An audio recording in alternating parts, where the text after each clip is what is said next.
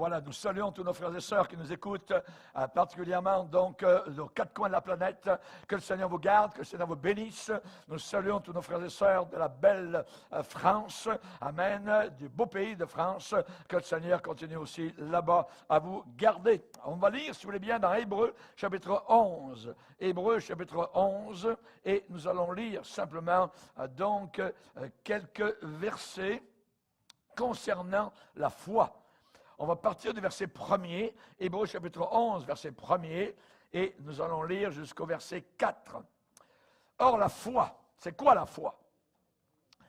La foi est une ferme assurance des choses qu'on espère, une démonstration de celles qu'on ne voit pas.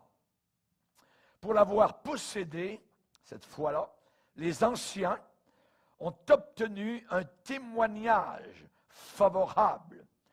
C'est par la foi que nous reconnaissons que le monde a été formé par la parole de Dieu, en sorte que ce qu'on voit autour de nous, dans le ciel, les étoiles, ainsi de suite, la lune, le soleil, en sorte que ce qu'on voit n'a pas été fait de choses visibles. C'est par la foi qu'Abel offrit à Dieu un sacrifice plus excellent, meilleur que celui de Caïn, son frère. C'est par elle, par la foi, qu'il fut déclaré juste, Dieu approuvant ses offrandes. Et c'est par elle, par la foi, qu'il parle encore, quoique mort. Seigneur, nous te bénissons pour ta parole puissante. Nous te demandons d'y apporter ton onction, que nous puissions, Seigneur, en être les bénéficiaires, heureux et bénis. Dans le nom puissant de Jésus, nous le demandons. Amen. Et tout le peuple dit Amen. Amen. On peut s'asseoir, frères et sœurs. Alléluia. Vous savez, la doctrine est très importante. Ce que nous croyons, et nous ne devons pas croire à tort et à travers n'importe quoi. L'apôtre Paul, parlant de la fin des temps, a dit qu'il y aurait un glissement, je dirais, loin de la foi. Des gens qui, tout en disant, ayant la foi, seraient en train de la perdre. Elle leur glisserait entre les doigts. On appelle ça rétrogradé, on appelle ça apostasier, loin de la base. Stasis veut dire en grec la base, apo, loin de, autour de. C'est-à-dire qu'on n'est plus dans la base, mais on est en train de s'éloigner de la base. Et nous avons besoin de retourner justement à nos bases. Cette génération actuelle a besoin de nouveau de connaître, de savoir ce que nos pères et nos anciens nous ont transmis et qui aujourd'hui est en train d'être dilapidé par de faux évangiles, de prospérité, de succès, de tout ce que vous voulez, de, je dirais, élévation du moi, l'égocentrisme, tout ce que vous voulez, ou alors l'évangile du divertissement. L'évangile n'est pas un divertissement. L'Évangile a une couleur rouge. L'Évangile a une couleur sang. L'Évangile parle, on va le voir, de sacrifice sanglant avec du sang. Si vous enlevez le sang de la Bible, vous n'avez plus rien. Vous êtes au rang des autres religions de la terre, au rang des autres dénominations qui, évidemment, se dirigent toutes vers l'enfer avec leur religion et leurs dirigeants. Alors nous allons parler aujourd'hui de la doctrine. La doctrine, c'est l'enseignement de didasko en grec, qui veut dire enseigner. Les chrétiens ont besoin de savoir ce qu'ils croient et pourquoi ils le croient. Et être capable de vivre avec cela, de défendre cela, de faire l'apologie de cela, et si possible, de mourir pour cela s'il le fallait. seriez-vous prêt à mourir pour le genre de christianisme que vous avez actuellement? Si vous n'êtes pas prêt à mourir pour ce que vous croyez, alors vous faites pitié. Nous avons besoin de revenir à nos bases. Nous avons besoin d'être capables de croire quelque chose qui nous donne le guts d'aller jusqu'à la mort, s'il le fallait. Amen. Amen.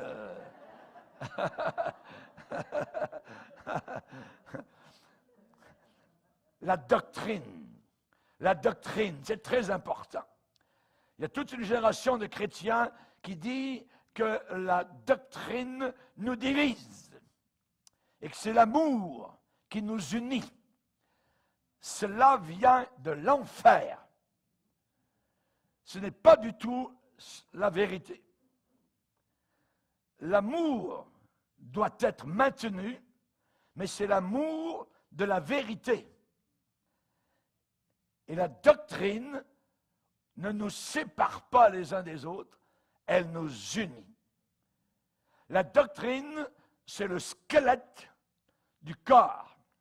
Enlevez le squelette de votre corps et un petit enfant peut vous faire rouler par terre parce que vous n'avez plus d'os, vous n'avez plus de colonne vertébrale, vous n'avez plus rien, vous êtes une sorte de ballon. Jello, voyez. On a besoin d'avoir la colonne vertébrale qui est la doctrine. La doctrine. L'apôtre Paul dit à Timothée que la doctrine est une nourriture. C'est une nourriture. Paul va dire à Timothée, nourris-toi de la saine doctrine que tu as exactement suivie. Donc la suivre avec exactitude. Nous ne sommes pas des canards sur lesquels on peut tirer dessus. Voyez, aujourd'hui, il y a des pasteurs qui tirent sur les canards. Les gens croient n'importe quoi. Arrive un prédicateur le matin, du haut du pupitre, il vous dit, c'est blanc. Et les gens disent, bravo, alléluia, amen. Le soir, un autre prédicateur arrive et ce prédicateur dit, non, non, c'est pas blanc, c'est noir. Et tous les gens disent, oui, oui, bravo, pasteur, c'est bien. Les gens virevoltent, je dirais, comme des girouettes, ne savent même pas ce qu'ils croient. On peut les gaver avec n'importe quoi. Et évidemment, on appelle ça des gens crédules. Nous ne sommes pas des crédules, nous sommes des croyants. Amen. Et nous devons croire dans la bonne chose. Dans le monde aussi, ils ont leur croyance. Une de leurs croyances, c'est « crois en toi ». Vous voyez? Auparavant, dans l'Église, il y avait « je crois en Dieu ». Maintenant, dans le monde, c'est « je crois en moi ». Je crois en moi. Vous voyez? Nous ne croyons pas en moi. Le jour où vous êtes sauvés, vous ne croyez plus en vous. Amen. Vous ne croyez plus en vous parce que vous savez, évidemment, que la cinquième colonne, elle est là à l'intérieur de votre cœur. Votre pire ennemi, ce n'est pas Satan, c'est vous-même. Parce que Satan ne pourra jamais rien faire si vous ne lui permettez pas. La Bible dit de ne donnez pas accès au diable. Si vous donnez accès au diable, alors c'est certain qu'il va essayer de vous emmener dans toutes sortes, évidemment, de ficelles. L'apôtre Pierre est un homme qui avait tout quitté. Il avait suivi Jésus. Il croyait en Jésus. Et savez-vous ce que Jésus lui a dit un jour à cet homme? Arrière de moi, Satan! Un homme qui sert Jésus, un homme qui aime Jésus, mais un homme qui veut éviter la croix à Jésus. Est-ce que vous avez déjà été repris par le Seigneur? Si vous n'avez jamais été repris par le Seigneur, vous n'êtes pas son enfant. Parce que tout bon parent reprend ses enfants. Le Seigneur dit que vous êtes aimés de Dieu. Et il dit, je reprends et je châtie ceux que j'aime. Apocalypse 3. Dieu, normalement, devrait nous reprendre régulièrement pour que nous marchions dans ses voies, pour que nous devenions obéissants. parce qu'il nous aime. Nous allons parler aujourd'hui du sacrifice de la foi avec Abel. Pour certaines personnes, la foi, c'est avoir une Rolex autour de leur bras, c'est avoir une maison de 1 million de dollars, c'est rouler un Rolls-Royce. Ça, c'est ce que la foi leur donne. C'est complètement faux. Nous allons voir ce qu'est véritablement la foi. Et souvent, dans l'Épître aux Hébreux, nous avons les mots sacrifice, offert, offrande. Et ici, nous allons parler de la foi qui adore. C'est par la foi que nous adorons le Seigneur dans l'Église de Dieu. Et c'est par esprit de sacrifice que Jésus est devenu agneau de Dieu. Par esprit de sacrifice. Il savait ce qui l'attendait sur une planète obscure, ténébreuse, pleine de boue, pleine de péchés. Imaginez une jeune fille totalement pure, vierge, au milieu de prostituées. Comment elle va se ressentir?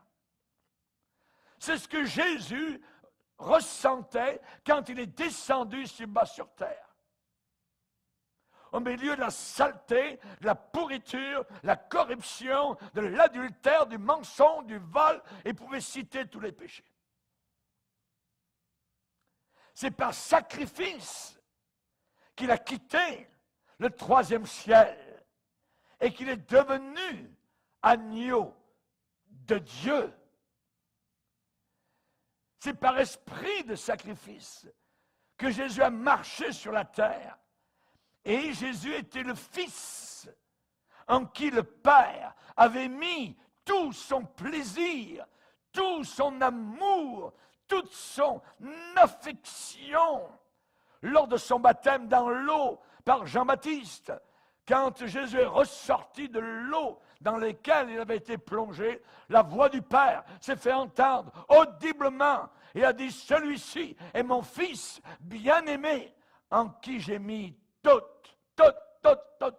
mon affection. » Toute l'affection du Père a été déposée sur le Fils. Alléluia. Lorsque Jésus a levé un peu le voile sur le haut de la montagne de transfiguration et que devant les yeux étonnés de Pierre, Jacques et Jean, soudain Jésus est apparu dans la gloire avec des vêtements resplendissants, avec soudain Élie, avec Moïse qui sont apparus à ses côtés. Alors, évidemment, ça a été quelque chose de fulgurant. Et Pierre n'en a pas parlé jusqu'à ce qu'il ait écrit sa 2e épître, où il parle de cette chose-là inimaginable. Et là encore, la voix du Père s'est fait entendre du haut du ciel, lorsque le Père a dit « Celui-ci est mon Fils bien-aimé, en qui j'ai mis toute mon affection. » Mon Fils, et il va dire dans Luc 9, élu. Mon Fils élu, ça veut dire choisi. Alléluia. Et j'aimerais vous dire que nous aussi, nous montrerons, nous démontrerons que nous sommes véritablement des disciples authentiques de Jésus. Comment? Comment? Eh bien, en suivant le chemin neuf, en suivant le chemin nouveau. La Bible dit de marcher maintenant en nouveauté de vie, dans cette vie neuve qui nous a accordée à la nouvelle naissance. Nous allons démontrer que nous sommes des disciples vrais et authentiques du Seigneur en vivant dans le renoncement. Le renoncement. Le renoncement. Pas se flatter soi-même, mais renoncer à soi-même. Renoncer, ça veut dire non à soi-même. Dire non, renoncer. Voyez? Si quelqu'un veut me suivre, dit Jésus, qu'il renonce à lui-même, qu'il se charge de son poteau de mort, de sa croix de mort chaque jour, et qu'il me suive, qu'ils me suivent. Comment allons-nous démontrer que nous sommes des vrais disciples de Jésus? En marchant dans une vie de sacrifice. Si quelqu'un aime son père, sa mère plus que moi, pas digne de moi. Si quelqu'un aime son enfant, son garçon, sa fille plus que moi, pas digne de moi. Dieu demande l'exclusivité, il demande la primauté, il veut la première place parce qu'il a tout donné à la croix du calvaire. Il ne prendra jamais la deuxième place. Derrière ton père, derrière ta mère, derrière tes enfants, derrière tes grands-parents, non. La Bible dit d'aimer nos enfants. La Bible demande que nous respections nos parents. Mais Dieu ne prendra jamais la deuxième place derrière la famille, derrière nos enfants. Jamais. Et le Seigneur va dire, si quelqu'un construit une tour, il ne construira pas la tour. Il va s'asseoir, il va calculer pour voir si après avoir débuté, il aura suffisamment pour achever. Et c'est la raison pour laquelle nous avons tant de déchets entre ceux qui acceptent le Seigneur et qui, au bout d'un certain temps, laissent tout tomber. Parce qu'ils n'ont pas calculé le prix à payer pour suivre le Seigneur. Il y a un prix à payer. Nous ne payons aucun prix pour être sauvés. C'est quelqu'un d'autre qui a payé pour nous. Mais ensuite, dans la marche chrétienne, ça va prendre tout notre petit change pour suivre jusqu'à la fin le Seigneur Jésus-Christ. Il demande une loyauté totale. Il demande une fidélité totale jusqu'à la mort. Jusqu'à la mort, a demandé le Seigneur. Donc, nous allons démontrer que nous sommes de véritables chrétiens en suivant le chemin nouveau, en vivant dans le renoncement, en marchant dans une vie de sacrifice. Abel. Abel est le premier des héros de la foi. Il avait la vraie. Pas la foi à la Kenneth Hagin ou à la Kenneth Copeland. Non, non, non, non. La véritable foi d'Abel. La foi d'Abel. Ce pasteur est mort, est allé jusqu'à la mort pour cette foi-là.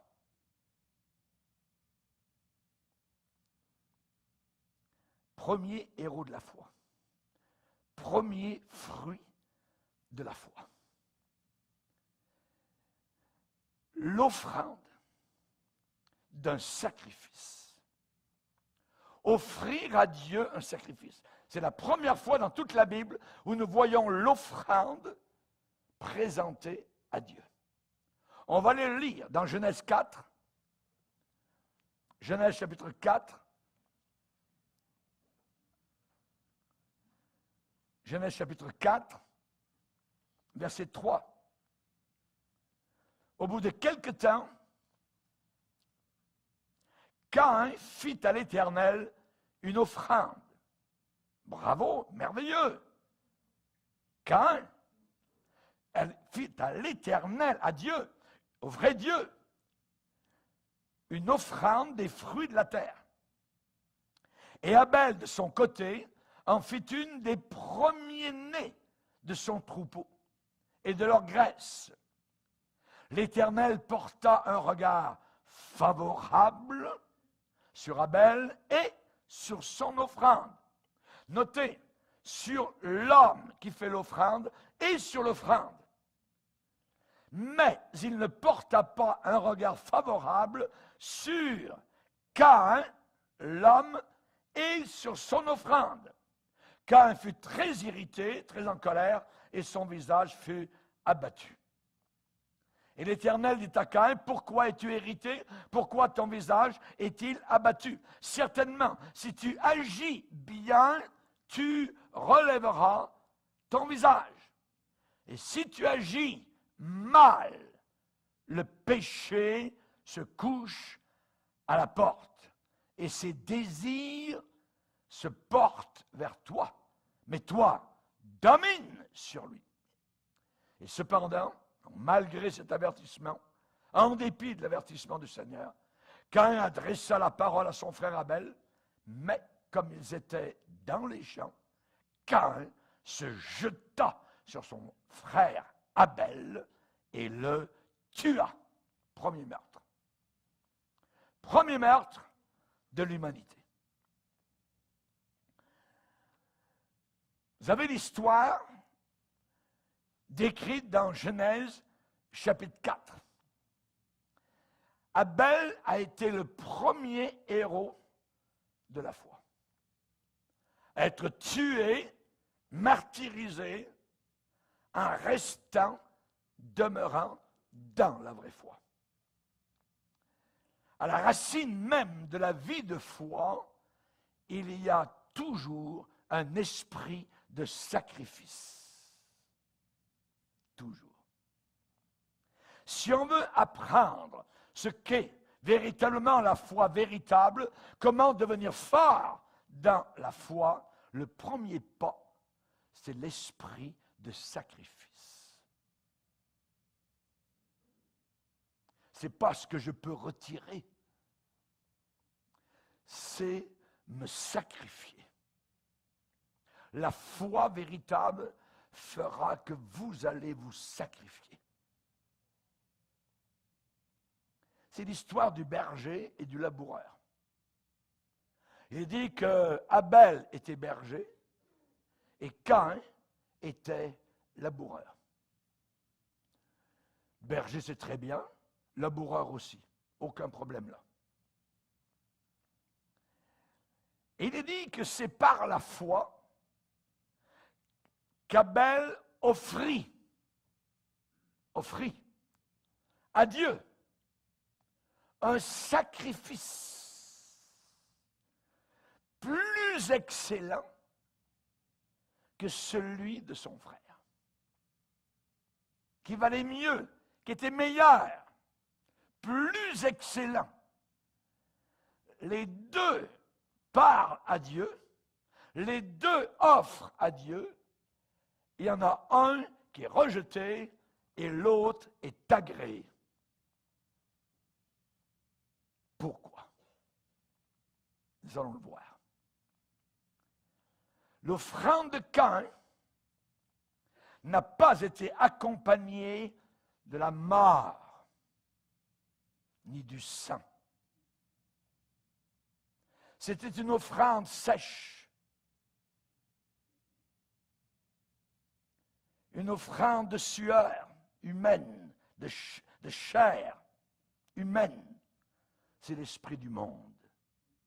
C'est l'esprit des religions de ce monde.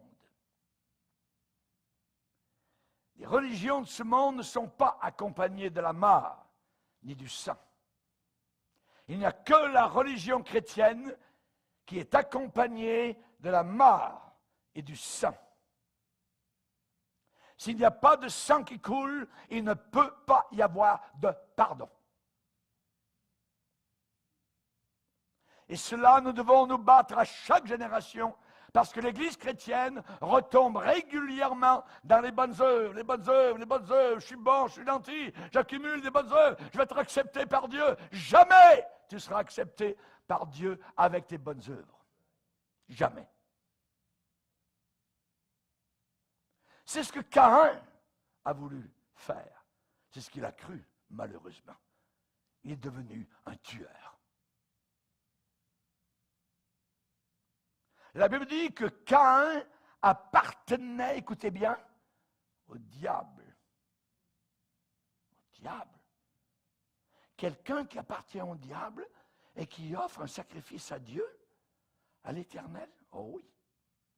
Qui a cloué Jésus sur la croix?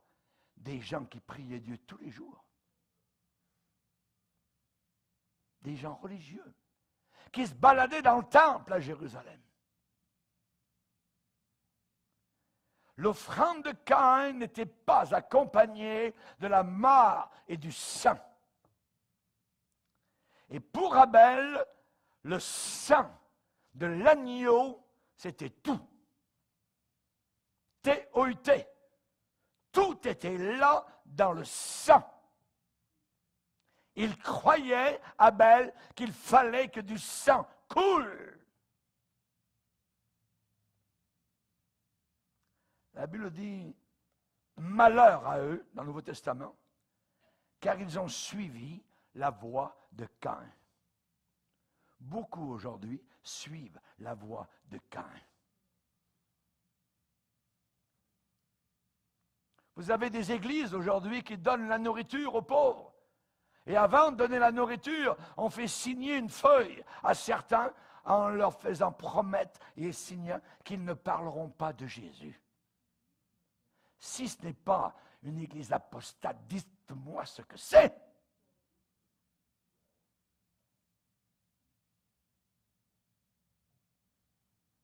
On ne mettra pas du sang à l'intérieur de l'église. Ah oui.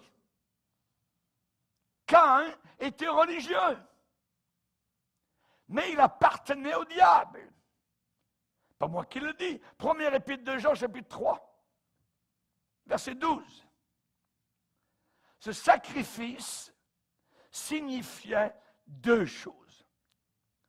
Premièrement, c'est qu'une victime était immolée à la place d'Abel. À la place d'Abel.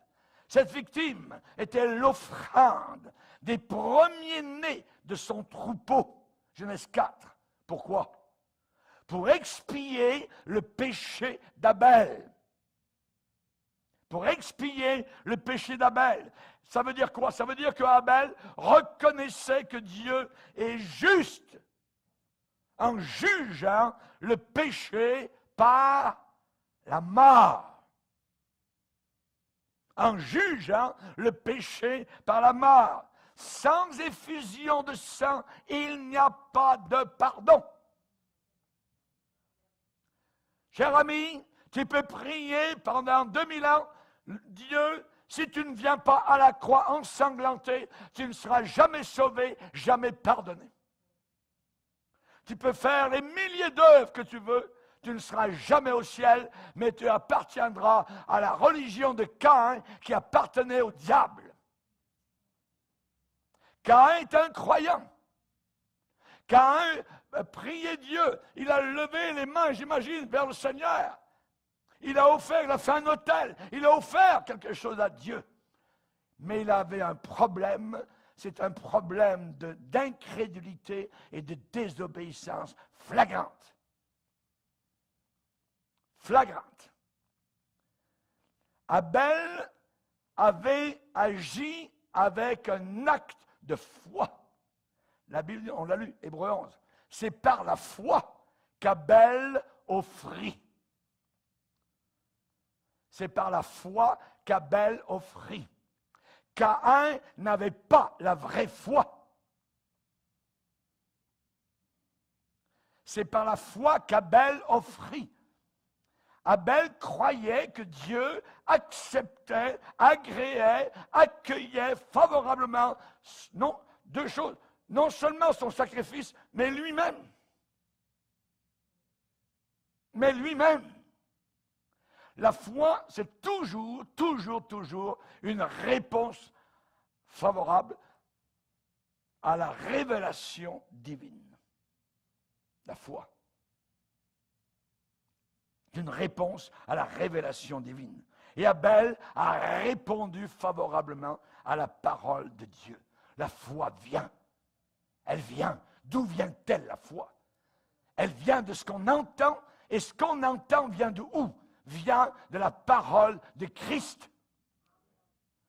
Elle ne plane pas dans les airs. Elle n'est pas en dessous du plafond, au-dessus du plafond. Non, non, non, non. Elle n'est pas dans l'Église, la foi. La foi vient de ce qu'on entend, et ce qu'on entend vient de la parole de Christ. Plus vous aurez la parole de Christ dans votre cœur, plus vous aurez la foi. Votre foi va croître et grandir. Abel avait entendu de la bouche de son père, qui était son père, Adam. Abel avait entendu de la bouche de son père la façon, la manière avec laquelle Dieu voulait que l'homme l'adore. Dieu ne veut pas être adoré n'importe comment, il veut être adoré à sa manière. Il faut qu'il y ait du sang pour approcher Dieu. Pasteur, vous êtes en train de me traumatiser. Tant mieux. Il faut qu'il y ait du sang. L'homme ne peut pas adorer sans avoir une porte ouverte, sans avoir un accès à Dieu. Si vous adorez devant une porte fermée, vous adorez quelqu'un qui ne vous entend pas, qui ne nous écoute pas, parce qu'il est de l'autre côté. Il faut donc qu'il y ait une porte ouverte. Qu'est-ce que Jésus a dit? Je suis la porte. Si quelqu'un entre par moi, il trouvera des pâturages. Il trouvera les pâturages de l'adoration, les pâturages de l'abondance. Il trouvera les pâturages de la présence de Dieu. Si quelqu'un entre par moi, tu ne peux pas entrer devant Dieu tout seul. Seigneur, je suis bon, je suis gentil, tout ça. Non, non, non, non, porte fermée. Barré. Tous les jours, je pense à ces centaines de milliers de personnes qui descendent en enfer. J'y pense. Ils sont dans le lac de feu pour l'éternité. Parce qu'ils ont pensé que leurs bonnes œuvres, leur gentillesse allaient les sauver. Si leurs bonnes œuvres et leur gentillesse peuvent les sauver, alors à quoi bon la croix? So what? Jésus, tu peux mettre de côté. Je suis bon, je suis gentil, donc le Père va m'accepter. Non, non, tu ne peux pas. Il faut que tu passes ici. Et à la croix, il y a un homme cloué. Et cet homme cloué représente ton péché. Tu veux voir à quoi ressemble le péché? Regarde à la croix. Cet homme suspendu par les mains et les pieds, ensanglanté, couronné de moquerie, c'est ton péché, c'est le mien qui l'a cloué sur la croix du calvaire. Et tu ne peux pas entrer sans passer par là. Ça veut dire que mon orgueil doit tomber, doit s'écrouler. Que la baudruche doit... Je ne suis rien, je suis un pécheur. Et je suis sauvé uniquement par la grâce de Dieu. Ce n'est pas moi qui me sauve. Dans les religions du monde, les religions de Caïn, on se sauve par soi-même. On fait des pèlerinages, on allume des bougies, on va à la messe tous les jours, on dit des chapelets, on va à la Mecque, on va à Lourdes, on va donc honorer Sainte Thérèse de Lisieux ou quoi que ce soit. Les religions du monde sont les religions de Caïn. Et Dieu ne porte pas un regard favorable sur ces religions. Mensonge de Satan, toutes les religions sont bonnes. Ah ouais, quel séducteur. Toutes les religions sont fausses. Ça, c'est la vérité. Sauf le véritable christianisme avec la véritable foi. Abel croyait que Dieu allait accepter son sacrifice. C'est par la foi qu'il l'a fait. C'est par la foi qu'il l'a fait. Son père, Adam, lui a dit, lorsque, avec ta mère, nous étions chassés, nous avons été chassés du jardin d'Éden. Nous étions tout nus. On avait honte.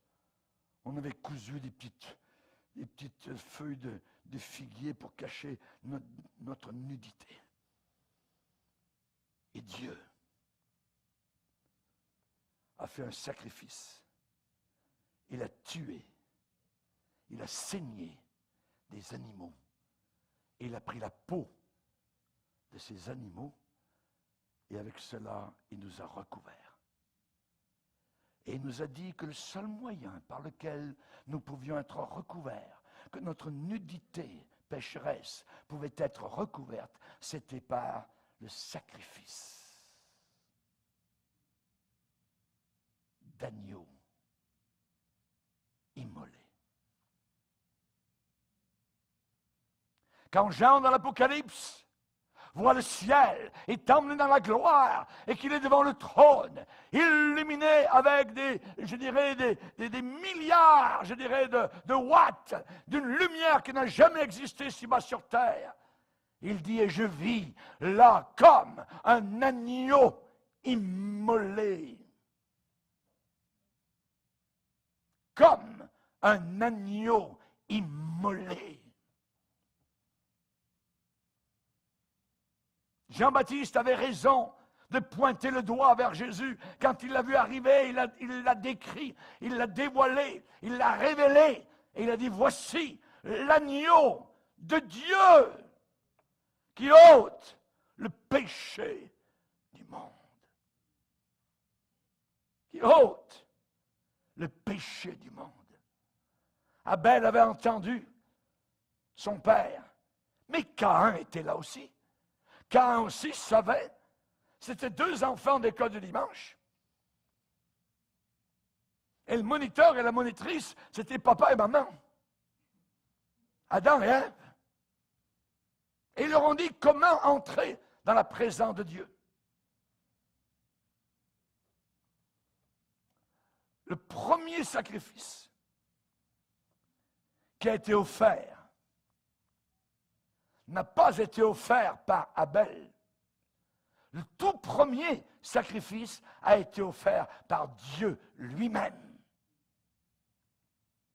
Lisez avec moi dans Genèse 3. Abel, c'est dans Genèse 4. Mais dans Genèse 3, le premier sacrifice.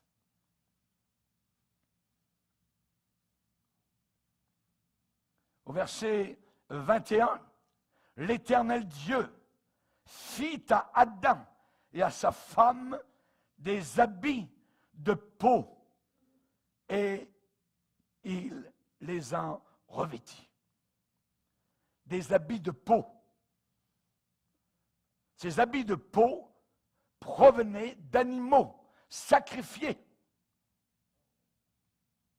C'est Dieu qui a fait le premier sacrifice, le tout premier.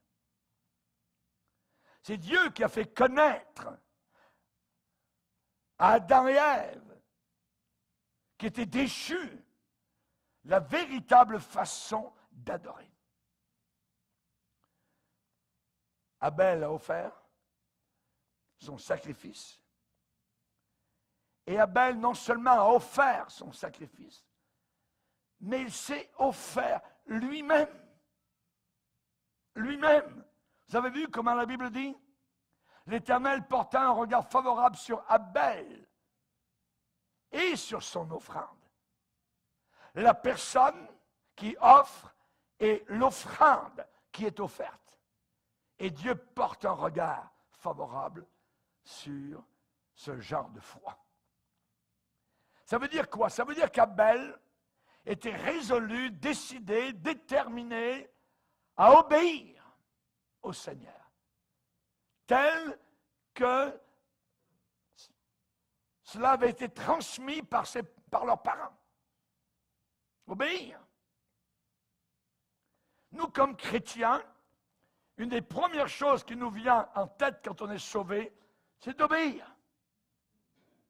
On est tellement heureux, tellement changé, tellement bouleversé, tellement transformé, que tout ce que nous désirons maintenant, c'est obéir au Seigneur. Dans la première épître de Pierre et au premier chapitre, 3 fois, on parle d'obéissance. Il est dit dans verset 2 que nous avons été élus par la prescience de Dieu le Père, par la sanctification de l'Esprit, afin que nous devenions obéissants. Obéissants. Verset 14, il est dit, comme des enfants obéissants, ne vous conformez pas aux convoitises que vous aviez autrefois quand vous étiez dans l'ignorance, comme des enfants obéissants. Le verset 22, ayant purifié vos âmes, comment cela? En obéissant à la vérité, ayant purifié vos âmes en obéissant à la vérité. L'obéissance. Abel a obéi. Caïn a désobéi. C'était un semblant de religion.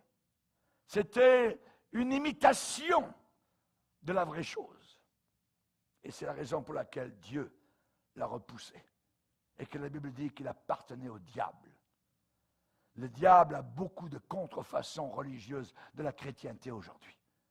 Et nous allons actuellement vers la seule religion mondiale, antichrist, menée par Rome, avec les bouddhistes, avec les hindous, avec les catholiques, le camp évangélique, avec les pentecôtistes, avec les baptistes, avec les presbytériens, tout ce beau monde, il n'y a quand même Dieu, ne vous en faites pas, alors adorez-le comme vous voulez, et même si vous êtes un athée, c'est pas grave, vous allez aller au ciel, parce qu'il n'y a pas d'enfer. Mais Satan.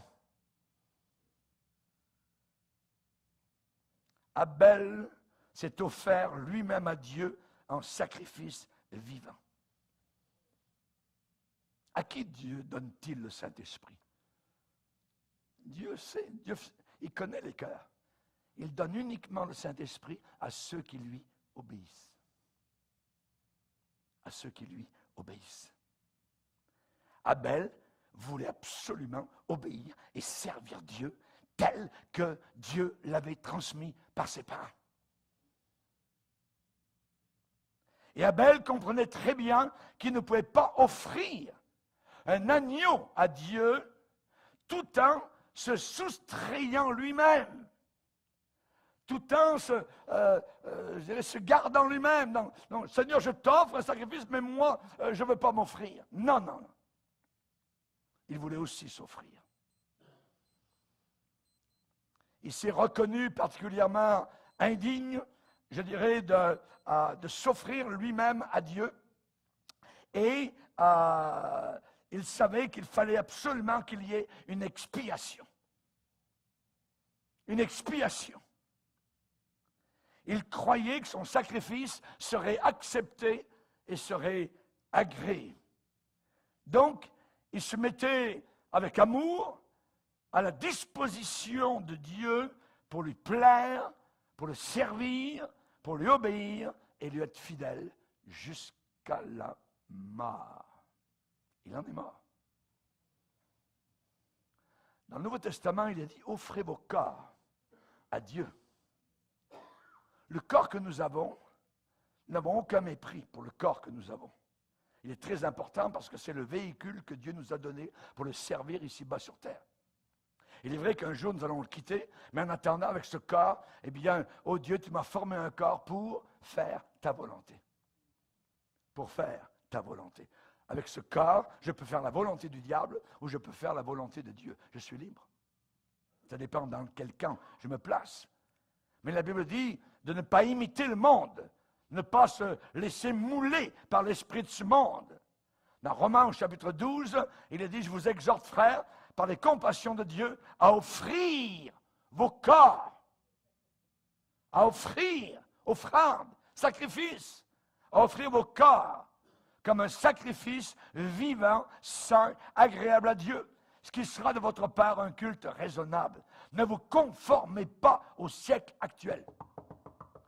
Soyez des non-conformistes. Ne faites pas comme les autres. Ne vivez pas comme les autres.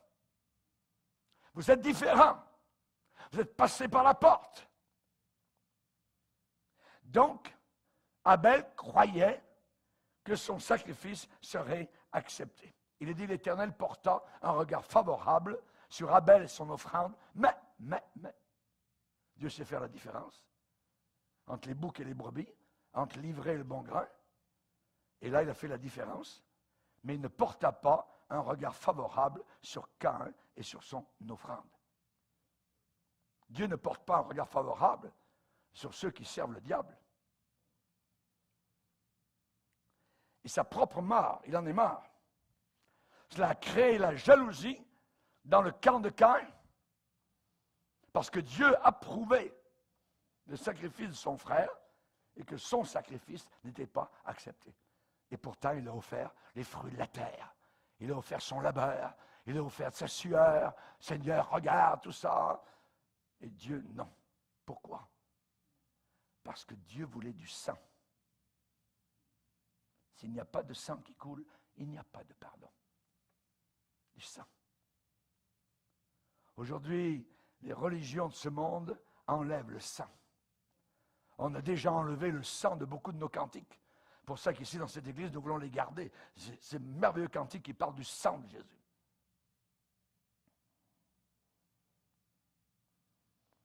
Il fallait qu'Abel passe lui-même par la mort.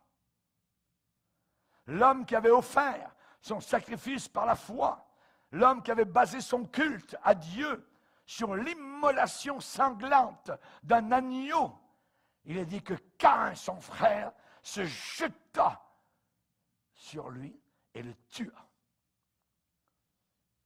Au travers des guerres de religion, qui a tué les chrétiens? C'est des gens religieux. C'est des gens religieux. Relisez votre histoire. C'est la raison pour laquelle aujourd'hui, l'histoire, on ne la connaît plus. On la met en oubli. Parce que ça aide, évidemment, à l'Église écuménique mondiale, l'Église de l'Antichrist, l'Église du diable. Et la Bible dit que Abel a été tué. Il le tua, malgré l'avertissement du Seigneur. Tua son frère. Un homme bon est mort, un homme méchant a vécu. Et la Bible dit que Caïn s'est jeté sur son frère. La haine. Il fallait qu'il meure. Il ne pouvait plus l'entendre. Cet homme qui était béni. Nous avons vu la semaine passée l'histoire de Joseph. Ses frères, c'était la même chose. Ils le haïssaient. Ils l'ont dépouillé de sa robe. Il ne voulait plus l'entendre. Il était trop béni. La jalousie diabolique, derrière, c'est Satan qui est jaloux de nous. Il est jaloux parce que nous avons été pardonnés, nous allons au ciel. Et il sait que lui va en enfer. Pourquoi dans beaucoup d'églises, on n'enseigne pas l'Apocalypse? Une des premières raisons, c'est que le diable ne veut pas qu'on sache qu'il va en enfer. Ce livre dit que dans l'Apocalypse qu'il va pour l'éternité en enfer. Mais la Bible dit que Abel parle encore. Tiens, il parle encore, quoique mort. Bien qu'il soit mort, il parle encore. Bien qu'il soit mort, il continue de nous parler par la foi. Sa foi. La vraie. Et la Bible dit, on l'a lu dans Hébreux 11, c'est par la foi qu'il fut déclaré juste. Dieu approuvant ses offrandes. Comment avons-nous été déclarés justes? Par la foi. Dieu approuvant l'offrande sur le bois du calvaire. Et j'ai placé dans cette offrande toute ma foi, toute mon éternité. Et j'y ai cru. Et j'y crois. Comme Abel a cru que son sacrifice serait accepté et agréé. Et comment Dieu a-t-il montré qu'il a accepté l'offrande qui a été faite à la croix? Je pense que pour Abel, le feu d'en haut est descendu sur son sacrifice et a consumé tout son sacrifice. Et Caïn a vu ça. Seigneur, envoie le feu. Rien. Et comment le sacrifice de Jésus a-t-il été accueilli favorablement par le Père? Le moment où l'agneau immolé, ensanglanté, est mort et que son cœur a donné son dernier battement, que son menton a touché sa poitrine sur la croix du Calvaire, au même instant, le voile du temple à Jérusalem s'est déchiré de haut en bas, comme avec un trait, comme avec un ciseau céleste, permettant l'ouverture à tout le monde d'entrer dans la présence même du Père éternel. Alléluia! C'est par la foi qu'il fut déclaré juste. Alléluia. La traduction littérale, ça veut dire Abel reçut le témoignage d'être juste. Aux yeux de Dieu, il était juste. Pourquoi? Parce qu'il était d'accord avec Dieu sur le juste jugement porté contre le péché. Un agneau tué. Je peux imaginer Abel amenant sa plus belle brebis, la couchant par terre, prenant un silex aiguisé, ou peut-être un couteau, ça existait déjà à cette époque, et tchac, saignant l'animal. Il y a du sang qui gicle sur lui, l'animal fait bah, et c'est terminé. Et ensuite, il prend par en dessous l'animal et il l'amène et le dépose sur son autel. Et il demande ensuite à Dieu d'envoyer son approbation. Alléluia. Vous pouvez imaginer l'agneau lorsqu'on lui a étendu les mains, qu'on l'a couché par terre. Généralement, les autres crucifiés se débattaient, résistaient. Ils savaient qu'une fois cloués, c'était fini. On ne redescendait pas des croix romaines. Jésus a ouvert les mains. Et le bourreau romain a enfoncé les clous dans ses chairs. Possiblement que Jésus a crié, c'est possible. L'agneau ensuite a été hissé, levé. Quand j'aurai été élevé de la terre, j'attirerai les hommes à moi. Quelle scène! La scène du jugement contre le péché. Jésus est mon paratonnerre. Les foudres de la colère de Dieu sont tombées sur lui. Il a été abandonné du Père. Mon Dieu, pourquoi m'as-tu abandonné? Il portait nos péchés. Et le Père dans le ciel ne pouvait regarder le péché. Les anges du ciel étaient prêts à dégainer, à venir sur le lieu de la scène. J'aurais pu invoquer des milliers d'anges. Par amour, c'est l'amour pour toi, pour moi, envers nous, qu'il tenait cloué sur la croix. S'il n'y a pas de sang qui coule, il n'y a pas de pardon. Le seul moyen était la mort, le salaire du péché. Et nous avons péché. C'est la mort. Et nous ne sommes pas morts, mais un autre est mort en notre place. Vous voyez, les musulmans, ils disent que Jésus n'est pas mort. Il s'est évanoui sur la croix. Il a été remplacé par quelqu'un d'autre. Hey, Satan, mon serpent.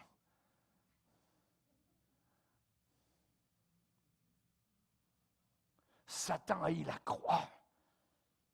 Il a eu les prédicateurs de la croix. Il a eu l'Église de la croix. La croix dominera, la croix vaincra, la croix a écrasé les serpents de l'enfer, les démons de l'enfer. Ça a été la défaite totale dans le camp ennemi.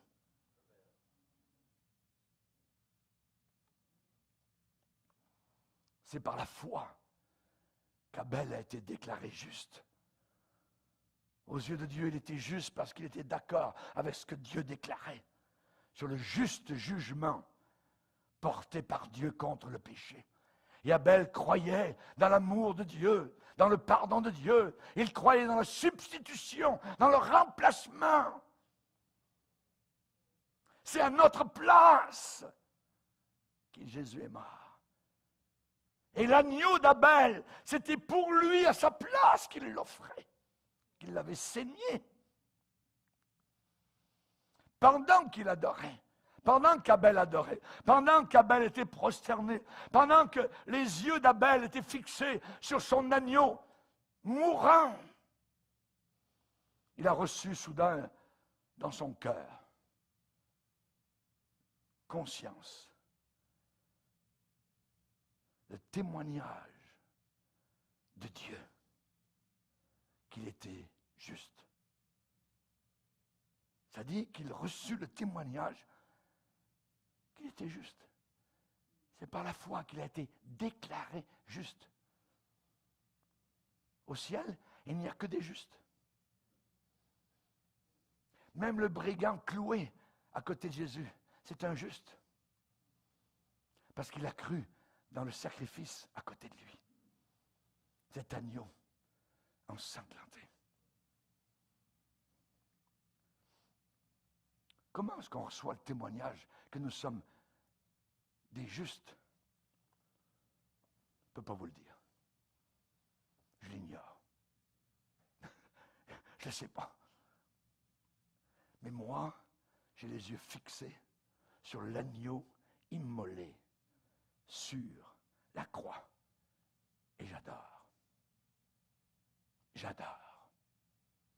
J'adore. Je me rappelais toujours les premières semaines de ma vie chrétienne. Quand j'arrivais dans ma petite chambre au Faubourg Blanchot et même sur mon bateau dans la marine, tout ce que j'avais sous les regards quand je fermais les yeux, c'était Jésus sur la croix. Et je mettais mon drap sur ma tête parce que je pleurais.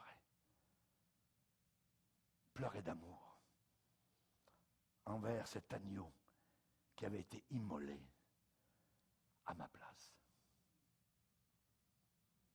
À ma place. Tout est là.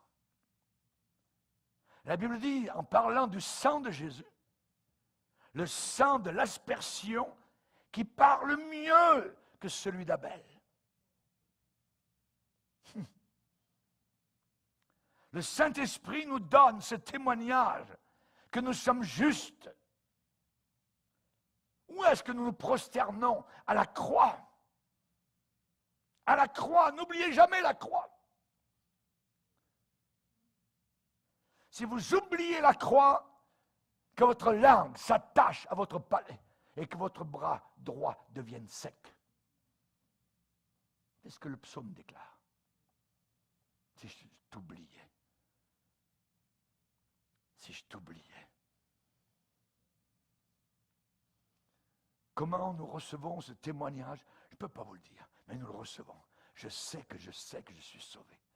Je sais que ma vie a été changée.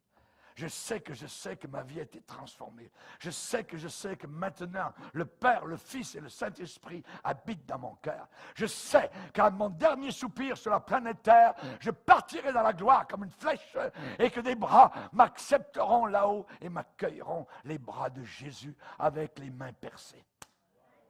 Alléluia. Alléluia. Baissons nos têtes et prions le Seigneur. Seigneur, attire notre cœur à toi. Nous te désirons tout près de nous. C'est toi, Seigneur, qui nous a tellement aimés, qui a pris la place du condamné, Seigneur. Merci. Merci, Seigneur. Merci pour ton sang qui nous a justifiés, ton sang qui nous a rapprochés, ton sang qui nous a purifiés jusqu'au tréfonds de notre conscience. Merci Seigneur. Tu es l'agneau immolé d'Apocalypse 5. Tu es l'agneau immolé, Seigneur, à jamais. Nous te bénissons, Seigneur. Oui, sur la terre entière va adorer le diable, ceux dont le nom n'a pas été écrit dans le livre de l'agneau, dans le livre de vie de l'agneau qui a été immolé. Oh mon Sauveur, nous te bénissons et te glorifions pour ton immolation unique, une seule fois. Merci Seigneur. Et nous te remercierons pour l'éternité. Au nom de Jésus, Amen. Et tout le peuple dit Amen. Levons-nous ensemble devant le Seigneur.